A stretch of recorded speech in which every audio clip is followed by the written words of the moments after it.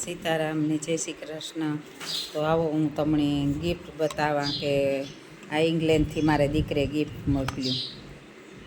જુઓ, ઇંગ્લેન્ડથી મોકલે તો ન હોગે, પણ આ ઘરનાવની ખબર ન પડે એ હાટું અમારા બાજુમાં છે. અમારા દીકરા જેવો જ છે અમારો હાર્દિક હારી કીધું હાર્દિકની કે તું જોગિયા જ્વેલર્સમાંથી લેવી કે ગિફ્ટ, નકર મમ્મી ના પાડીએ કે ના મારે ને જ જોતું એ કંઈ ગિફ્ટ.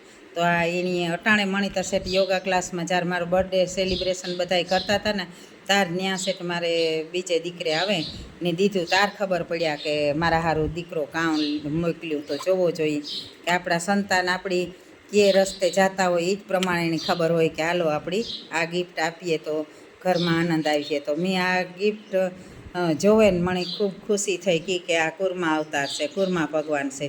એક મારા મંદિરમાં એક ભગવાન, એક સભ્યનો ઉમેરો થયો ને મને ખૂબ ખુશી થઈ.